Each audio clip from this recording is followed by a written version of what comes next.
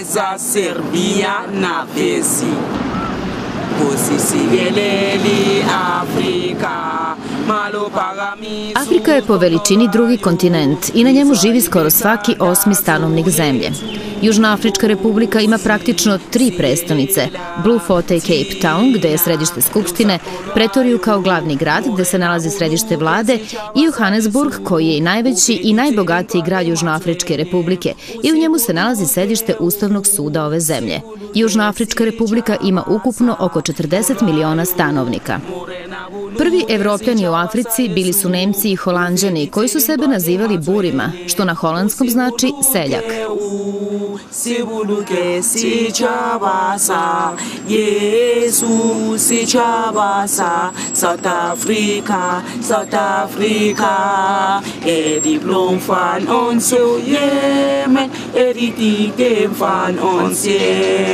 Moderna infrastruktura Južne Afrike, kosmopolitski restorani, veštačke, ali atraktivne građevine poput Sad Citya, Lost Citya, u kome se sada nalazimo, ili Monte Casina, značajno su obeležja ne samo Johannesburga, već i čitavog afričkog kontinenta.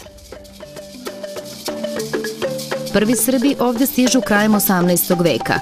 Kasnije dolaze iseljenici iz vremena komunizma u Jugoslaviji, a potom zajednicu ojačava migracioni talas 80. i 90. godina, kada na ove prostore dolazi veći broj visoko obrazovanih ljudi iz Srbije.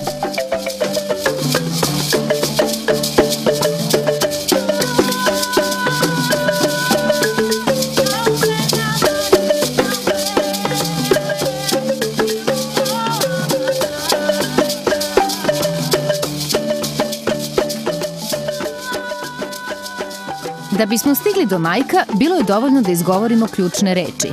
Selo Parčilovica kod Aleksinac. Dovoljno da vam ruku pruži ekonomista koji je postigao zavidnu karijeru na afričkom kontinentu. Gospodine Miloševiću, recite mi gde se mi sada nalazimo? Emisija Srbije na vezi, mogu da vam kažem, je prva televizija koja je u prostorijama, kancelarijskim prostorijama Monte Casina, Cogosan grupe, 6. najveće kasino i hotelske grupe na svetu. Pre vas na ovim kompleksima bili su gotovo svi, od BBC-a do ABC-a, do Sky News-a, da ne nabrajam, CCTV, isto kineska, ali gde smo mi sada ste vi jedini i prvi do sada. Monte Casino danas privlači godišnje oko 9,3 miliona posetilaca iz celog sveta. Ova veštačka građevina je prototip toskanskog Monte Casina i smeštena je na 30 hektara, a od toga 15 hektara je pod krovom. To je trgovinsko-ugostiteljski centar, kazino sa pratećim objektima i turističkim atrakcijama. Od brojnih restorana i kuhinja iz celog sveta, na možda najlepšem mestu je restoran Coco Bongo, čiji su vlasnici Zoran i Zorica Pecelj iz Sarajeva. Miroslav Majk Milošević je 3. direktor ovog kompleksa i zadužen je za razvoj. Mi vam otkrivamo ko je još Majk Milošević. Čovek koji je ovde u ovoj zemlji imao prilike da, kao što sad s vama razgovaram, sedi i razgovara sa svim predsjednicima. Čovek koji je imao čast, odgovornost i dužnost da za gospodina Mendelu, kad je bilo inauguration, bude zadužen za catering. Niste ni znali da iz Srbije neko može za tog svetskog čoveka na broj 1 da organizuje. Jeste, to sam bio ja. Šta još da vam kažem? Iz malog sam sela tamo negde pored Aleksinca, Parčilovica se zove, i radio sam nekad u fabrici filtera Frad, kad je ono 90-ih, pre rata, bilo je očigledno da će se to dogoditi. Spakovao sam se i počeo ovde bez znanja jedne reči engleskog. I sada ste na ovako visokoj poziciji. Ja rad i trud, ništa više. Koliko ljudi zna u Srbiji da ste baš vi taj koji je ovde možda jedan od najglavnijih? Pa ne znam, ja sam malo sentimentalan prema vama, ja nerado dajem intervjue. Da vam iskreno kažem, kad dođem u moju Parčilovicu, niko i ne zna gde je Južna Afrika, a ne Monte Casino, i sednem s mojim starim drugarima i pijem pivo ispred zadruge, onako bos, najlepše mi je. Svetsko prvenstvo u fudbalu koje smo mi imali pre 2 godine, tačnije 2010. Mislim da je malo više informacija stiglo u Srbiju o nama. Obično su mislili Afrika, ono kao Afrika, gde ono, ja ono mušica, ono crnče sa mušicom koja mu ide okolo, niko nema pojma o kojim se bogatstvima radi, da mi ovde recimo u medicini imamo instrumente i opremu pre nego bilo ko u svetu. Naravno sve zbog para, naravno sve zbog zlata, naravno sve zbog dijamanata, ali je tako. Kada govori o Srbiji, emocije su jake, ali blago nestaju kada pitamo da li Srbija ume da iskoristi potencijal kakav ima naša dijaspora. Niko tamo nema pojma na koliko važnih funkcija naši. Ja mislim, ne bih mogao, puno sam, više od 20 godina, 21 godinu sam udaljen, ne bih mogao da govorimo o trenutnoj situaciji, ali mogu da vam kažem o vremenu iz koga sam ja izašao, Srbija nije znala da iskoristi. Da li sada ume? Ne znam. Ali bi zato u Srbiji trebalo da znaju, jer kontakti koje mogu da ponude naši ljudi možda su najperspektivnije ulaganje u Srbiju. Miroslav Majk Milošević, obrazovan, iskusan i ovde poznat takođe, imao je privilegiju, čast i često zadovoljstvo da dočeka brojne poznate ličnosti iz celog sveta. Gospodina Clintona, i pita me on, ja sam stavio Milošević, a on kaže, a šta gospodin Milošević ovde radi? Ja kažem, čekaj gospodina Clintona, imamo mi. On me onda zagrli onako visok. Političari. Listamo samo jedan od brojnih albuma Majka Miloševića, koji svedoči o karijeri uspešnog poslovnog čoveka. Evo Jelena, to je čuveni Nobelovac Desmond Tutu. On je katolički sveštenik isto. To je slika i jedno iz štampe. Ovo je gospodin P.W. Botha, poslednji koji je čitav svoj mandat proveo u apartheidu i sa apartheidom. Po meni izuzetna ličnost, veoma obrazovan čovjek. Ovo je poslednji beli predsednik, Frederick de Klerk. Gospodin de Klerk je predao gospodinu Nelsonu Mandeli, bez ikakvog krvoprolića, bez ikakve bune, sve je to prošlo tako mirno. Ovo je gospodin Ketumile Masire, ili Ser Ketumile Masire. On je dugo godina, 28 godina je bio predsednik Bocvane i njihov kralj zapravo. Na nekoliko slika bio je moj počasni gost nekoliko puta. Ovo je Steve Hofmaier, njihov najpoznatiji pevač i najpopularniji, specijalno među belima ovde u Južnoj Africi. Stari smo prijatelji, jedan od prvih prijatelja kad sam ovde došao, vidi se po godinama pored. Gospodin doktor Mangosuthu Buthelezi, jedan od najpoznatijih iz Zulu plemena. On je lider AFP partije koja je sa ANC-em uvek u takmičenju. Za sad ANC vodi. Ovo je gospodin Chris Stals, poslednji guverner rezervne banke u Pretoriji, kad je južnoafrički rand vredeo, jedan rand je bio $5 ili oko 12 nemačkih marki. Hristo Stoičkov, on ima kuma, jednog pevača narodnih pesama. Miroslava Ilić, ja, to je njegov kum. Erik Jansen. Vrhovni sudija svetskog prvenstva. Ja, 2010. u Južnoj Africi. Evo, ovo sam dobio iz Srbije i tu je uvrstio u moje slike. Ovo je moj unuk, najstariji, zove se Aleksandar Milošević i to je 4. generacija fudbalera Morave i Žitkovca. Otac je bio 1. generacija, pa ja, pa sin, evo vidite i unuka, u istom tom plavo-belom dresu. Pa evo, to mi je jedina slika koju sam uspeo nekako da dobijem iz fudbalskog kluba Morava i Žitkovca 66. godine. Toplica, Ljubiša, Pinter, Rade Ostojić, Prvoslav Mladenović, Viden, Mali Pinter i trener Bibac. On je nekada bio u Zvezdi. Čuče, to sam ja, ne znam da li još uvek ima neke veze. Pavle, Mića Milosavljević, Dragomir Dimić i Aca Jovčić.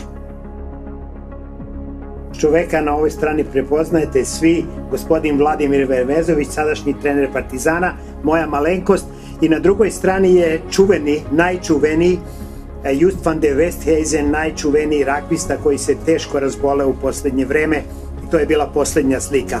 Ja jednu šaljem Vladi sada. Jelena mora da mu ponese. Hvala. John Smith je kapiten sa najdužim stažom u nacionalnom ragbi timu Južne Afrike, čuvenim Springboksima. Oni su ovde ubedljivo najpopularniji ljudi. Zahvaljujući našem čoveku, Miroslavu Miloševiću, jednom od direktora Montecasina, mi smo dobili fotografiju sa Johnom Smithom i naravno njegov autogram. Pored izuzetnog uspeha u poslu menadžera, talenat za glumu donosi mu zanimljivu ulogu. Dubler Roberta De Nira u filmu Casino, uloga koju je zapamtila i pevačica Celine Dion. 2006. sam bio izabran za dublera, ne znam da li se svi gledalci sećaju filma Casino sa Robertom De Nirom. Ja sam bio izabran za dublera, kažu najsličniji pod ovim podzemljem. I onda 2008. dolazi gospođa Celine Dion na ovom istom mestu, ja nju dočekam. Gospođo Dion, ona govori francuski, ja joj se na francuskom obratim, kaže gospođo Dion, dobrodošli. Ona me gleda pa kaže, o, pravi Casino sa Robertom De Nirom. I ja, zamislite ono, padam dole, ljubim ruku. U svakom poslu šarm je Božji dar koji mnogo donosi.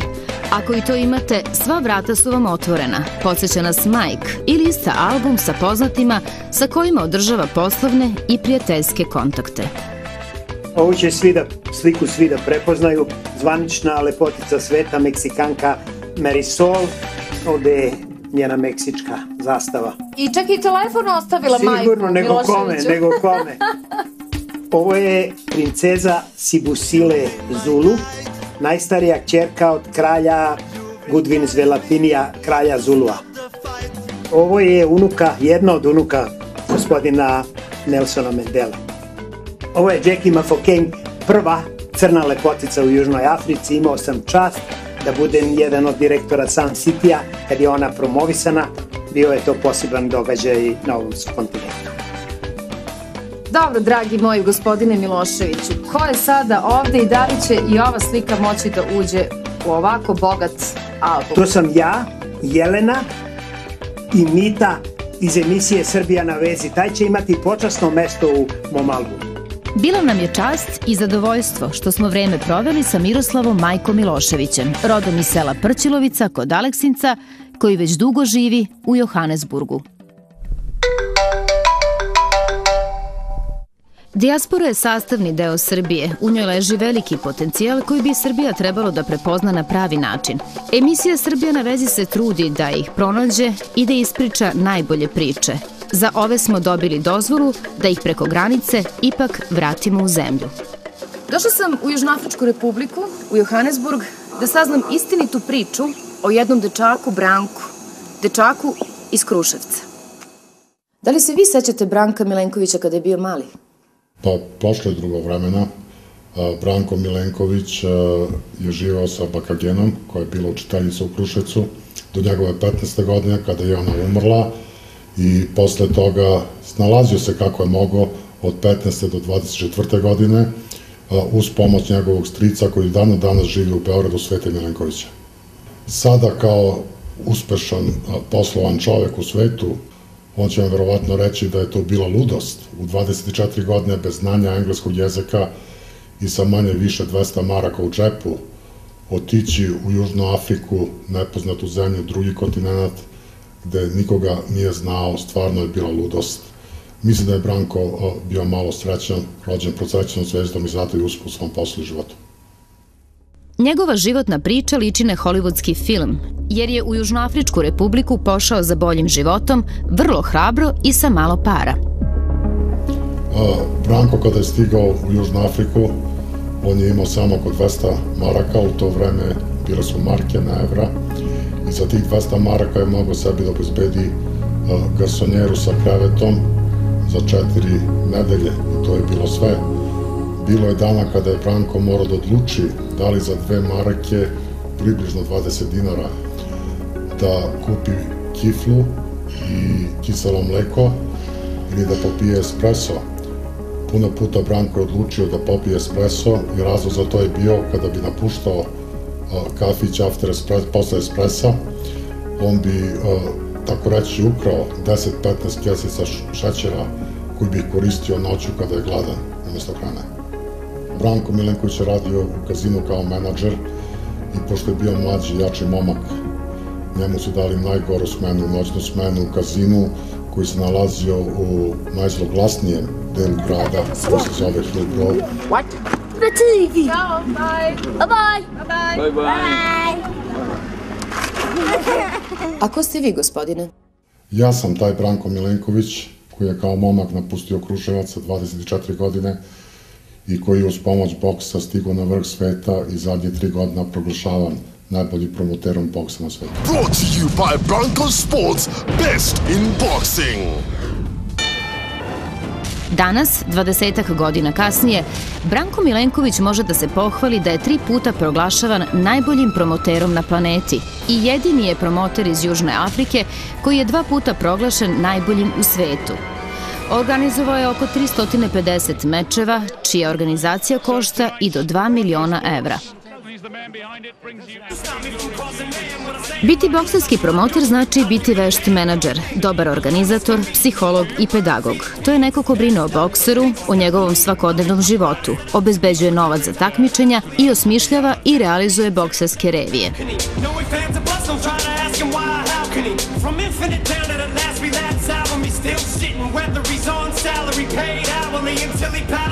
Moja bokserska karijera je počela 1997. godine.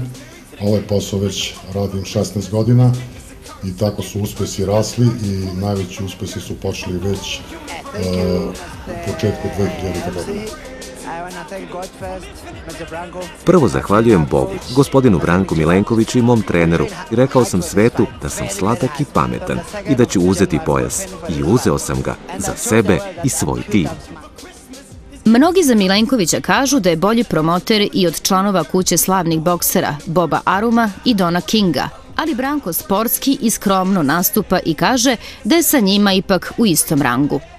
Ja sam jedini promoter sa kontinenta Afrike da je proglašen VBC promoter sveta i posle toga 3 puta sam proglašen IBF promoter sveta isto. To je rekord koji je prethodno imao Don King, čuveni Don King, on je 3 puta bio proglašen promoter sveta, znači sada smo isto po 3 godine Don King i ja. Puno nagrada u Južnoj Africi isto, ali sigurno mi je najdraža nagrada za životno delo Nelson Mandela. Kao dečak koji je rastao bez roditelja, kao hrabar mladić koji se otisnuo u nepoznat svet, Branko je postigao mnogo. Po dolasku u Južnoafričku republiku prvih 10 godina nije se javljao nikome u Srbiji. Imao je kontakt jedino sa stricem Svetom, koji je insistirao da se Branko ipak javi ocu, koji se nije raspitivao za njega. Presudila je upornost supruge Sanet, sa kojom Branko ima divan brak i 2 dece. Smatram da je porodica vrlo važna.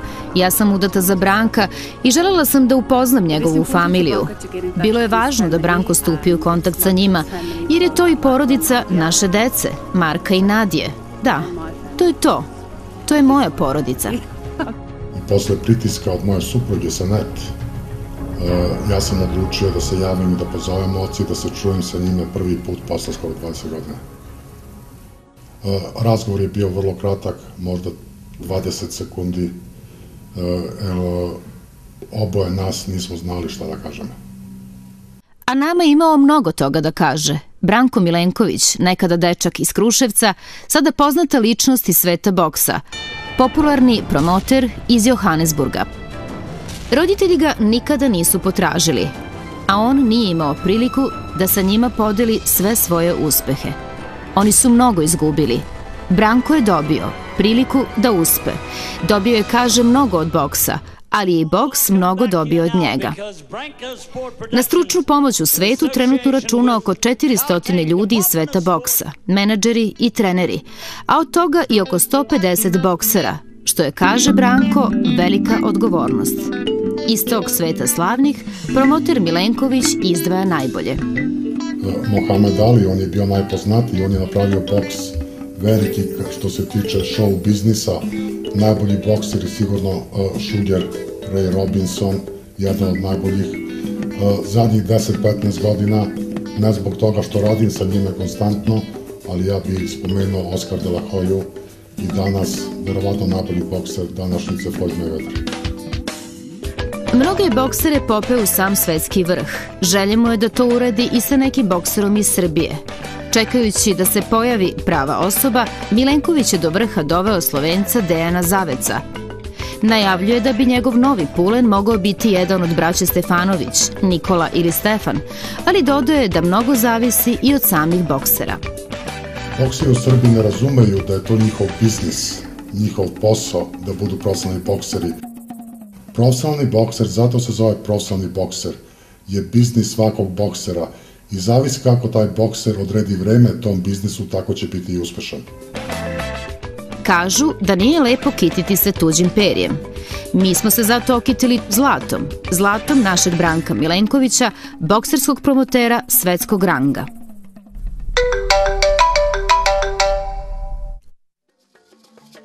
Večita dilema mladih u Srbiji je ostati ili otići. Večita muka njihovih roditelja je zadržati ih ili pustiti. Veliki problem Srbije je kako ih sačuvati, a najveći greh je za njih se ne raspitivati.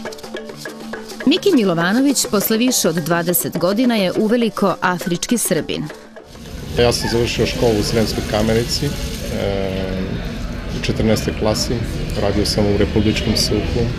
U Sremskoj Kamenici sam bio jedan od vrhunskih pitomaca. U Republički sam SUP došao da radim po svojoj želji, da bih godinu dana kasnije trebao da odem na Vojnu akademiju. Kao jedini iz klase? Kao jedini iz 14. klase. Nisam otišao iz nekih određenih razloga.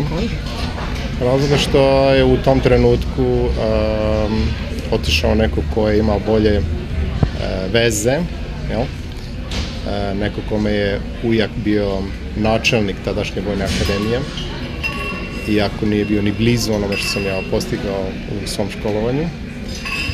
I to je možda bio jedan od razloga za razočarenje u posao koji sam se tada bavio. Bolno saznanje da protekcija vlada svuda u okruženju ne koleba mladog policajca i on traži novu šansu u svojoj zemlji. Opredelio sam se sportu, boksovao sam i u Sinđeliću i posle godinu, 2, 3 sam došao do državnog prvenstva gde sam osvojio titulu, godinu posle toga još jednu, godinu posle toga još jednu. I u tom trenutku je tih godine bavljenje full kontaktom i kickboksom postalo trend u Beogradu. Neki jaki momci se pojavili koji su otvarali klubove po Zemunu, 25. maja, Banjica, a razlog za to je bio moj dolazak u Južnu Afriku. U novinama se uskoro pojavio oglas za mogućnost emigracije u Južnu Afriku. U Johannesburgu je po organizaciji agencije iz Beograda bio smešten u najgori deo grada u hotelu sa emigrantima iz Srbije i ostalih afričkih zemalja, blago pomešani sa gangsterima iz Nigerije i prostitutkama iz okolnih država. Nije birao poslove i počeo je ovako. Pomoćnik autolimera, pošto nikad nisam držao čekić u ruci u životu pre toga, šmirglanjem haube na automobilima, ubacivanje kredita u kockarnicama u poker mašine, krupije na blackjacku, krupije na ruletu, krupije na pokeru, pa asistent menadžera kazina, pa menadžer kazina, pa vlasnik kazina, pa supermarket. Između toga bilo je drugi kazino, treći kazino, četvrti kazino, zatvaranje kazina, otvaranje kazina. U to vreme u Južnoj Africi se pojavljuju ilegalna kazina, zemlja nije imala zakon o kocki i to je bila šansa za brzo pravljanje para. I gde je Miki sada i šta radi? Miki sada ima franchise kompaniju ima, to se kod nas zove lanac restorana, jel? Imam 12 restorana u Južnoj Africi, imam fabriku hrane, snabdevam veliki lanac supermarketa, imam ugovor sa par kompanija o snabdevanju, imam par property kompanija koje se bave izdavanjem stanova, industrijskih objekata. Nije sve ovdje išlo tako lako, sa setom priča Mike, sada ugledni poslovni čovek. U životu se nikada ne treba predati. Ja sam ovdje došao bez znanja jezika, bez para, bez pomoći familije i prijatelja. Podsjeća, i to u potpuno nepoznatu zemlju kojoj je u to vreme pretio građanski rat. Osim u poslovnom i duhovnom životu, ostvario se i kao roditelj. O ćerki Minji, koja je u Južnu Afriku stigla sa 6 godina, priča sa ponosom i kaže da misli da ju je usmerio na pravi put.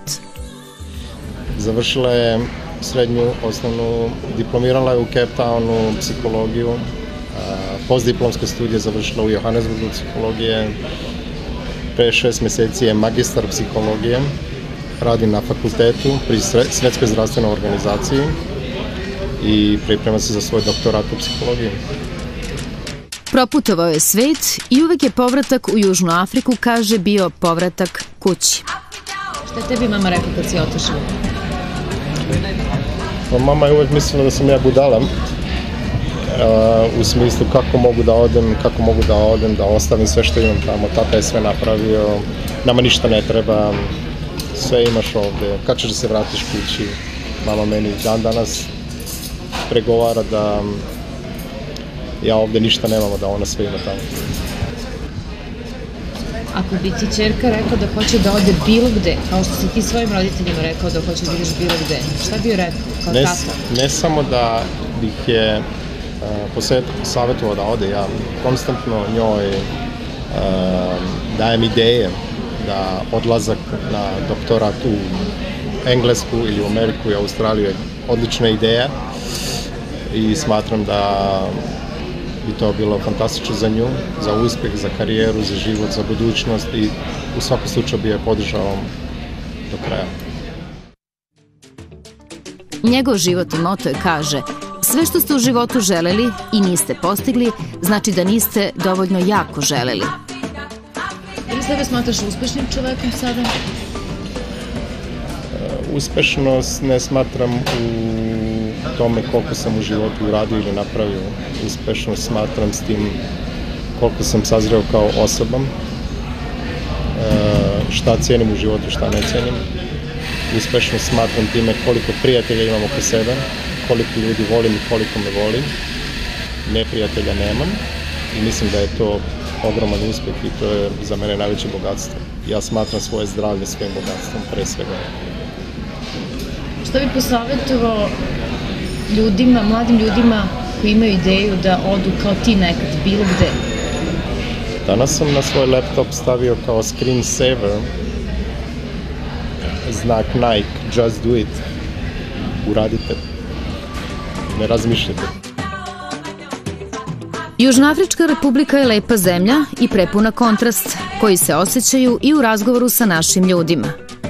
Iako je ovo život u zlatnom kavezu i iako je, kako kažu, obećana zemlja, za 20 godina, procenjuje Miki Milovanović, ovo ipak neće biti zemlja u kojoj planira da dočeka penziju.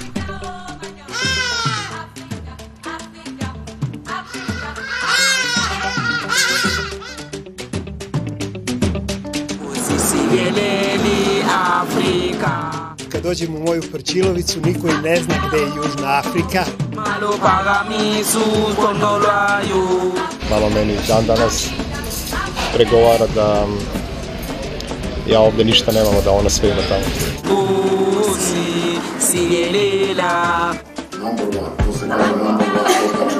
Srbija na vezi.